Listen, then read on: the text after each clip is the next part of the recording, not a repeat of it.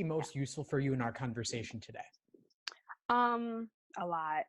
So definitely choosing which personal statement to go with, because I feel like I have a lot of life-changing moments that kind of pushed me to becoming a lawyer.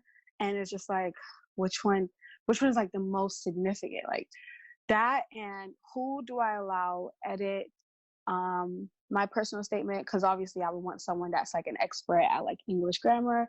Like who do I send it to instead of just sending it to family and friends? And lastly, do I send like the same personal statement to like all law schools? Sure. All right. So tell me first off, which of the options you're considering? What are the two potentials you have before you? Of the personal statements? Yeah. So for one of them is how I basically came to know about equality and freedom within my household. So being born of Nigerian parents, I was always taught to believe like, as a girl, you should, as a girl, you should. So how that kind of like shaped me to becoming the woman I am today, that it goes beyond gender and things like that. And another one is my study abroad experience back in my home country, back in Nigeria, how it really taught me basically the difference between cultures here and the culture over there. So those are the main two that I'm kind of going with. The other ones are just like sickness related. How did I get out of it and things like that. Yeah.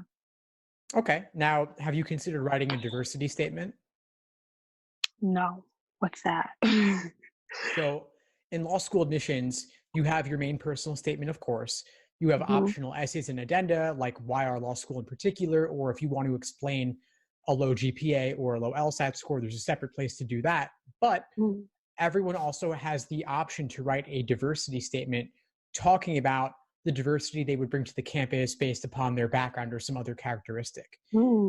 And so out of the options you're considering for your personal statement, I wonder if maybe you could do both of them.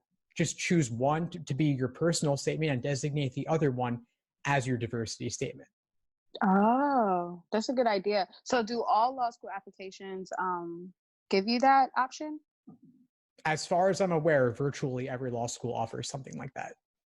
Okay. I could definitely do that then. And so currently I'm just in my like free write process. So it's definitely long. Like a lot of them are like 3 to 4 pages, sometimes 5. And to me, I feel like every detail is important. So I don't know how do I like navigate as to what to cut out? That's kind of like the editing, like making it shorter. How do I go about that? Sure. So a lot of it does come down to your personal judgment about this. And one general guideline I can give you is if it's not about you, that's a prime candidate for cutting out. A lot of times personal statements end up being about other people or being objective descriptions of situations when it should really be a way for us to get a window into who you are.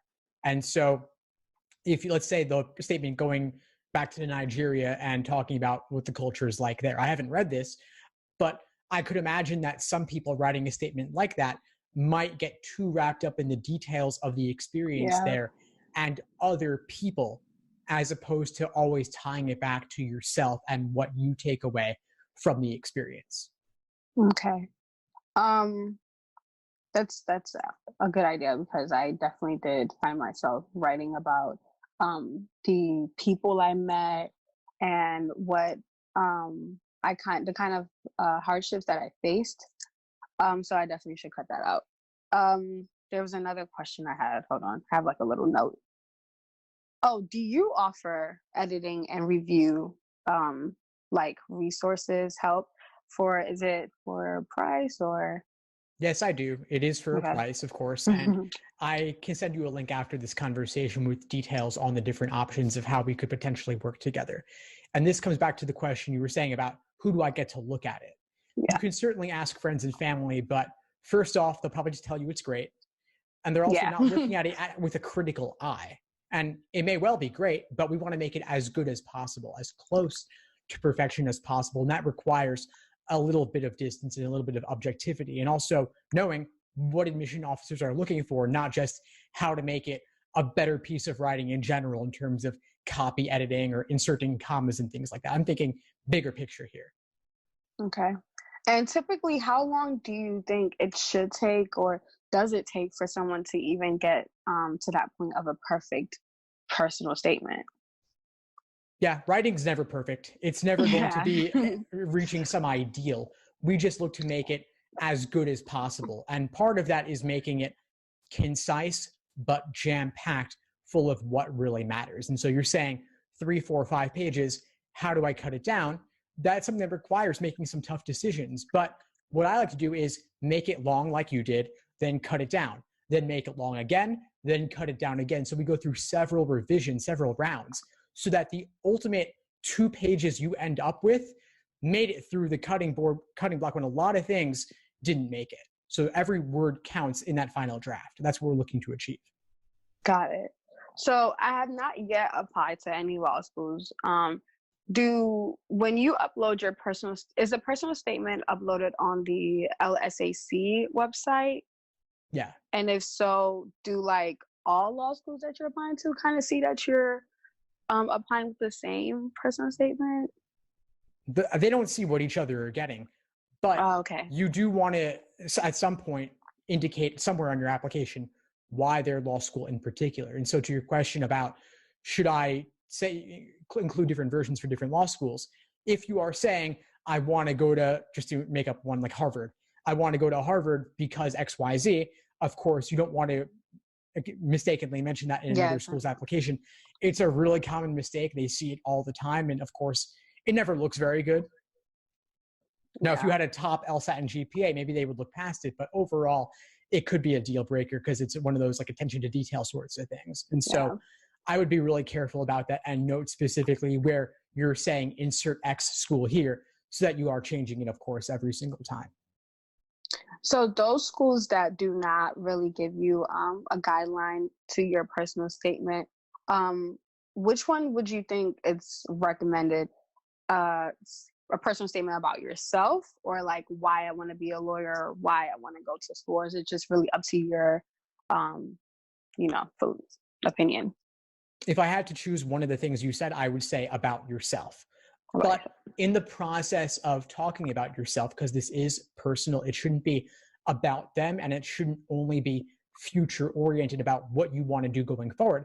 It should talk about what you've done up to this point. What has your life's journey been like to bring you to the point where in this moment in time, you want to go to law school, that this is a natural next step in your career and in your life in general.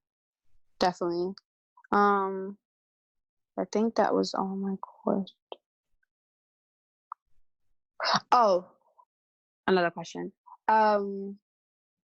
How many personal statements do you think one should write, like about different stages of their life? How many do you think? Well, you only need one for law school. If you're talking about writing a few different drafts of different topics and then picking your favorite one, I think 3 would be sufficient. But ultimately, like for your situation, we've got 2 potential topics, and I suggest you make one of them the personal statement, another the diversity statement, and then if your situation requires writing some sort of addendum on some matter, you could talk about that too, make that a separate statement. But typically a law school application will involve anywhere from 2 to 4 different pieces of writing, and that will vary based on your individual circumstance. Okay. All right. That was all my questions. This really helped. I also want to say that I'm a big fan of your podcast and your YouTube channel. Love it. Absolutely love it. Thank you so much, Steve. Of course, I really appreciate it. Before we sign off, what would you say is the biggest insight you got from our call today? Definitely the diversity statement. I saw I saw it on some applications, but I definitely did not read into it. So you definitely made it easier for me to also write about my experience in Nigeria, and also a personal statement that had nothing to do with Nigeria, and kind of submit that in both of them. So that helped me out. And the other one was definitely the writing tips, because I was kind of hesitant. Should I pay someone to help me edit it? Should I send to like teachers that probably won't even do like the best editing, just kind of read, skim through it, or just go with the flow. So you encourage me to invest in myself, most definitely. Awesome. Well, I'm glad I was able to help, and please keep in touch. I'll send over that link with details on potentially working together. Okay. Thank you so much. Thanks for tuning into the show. Please subscribe if you haven't done so already to be notified of new episodes as I release them.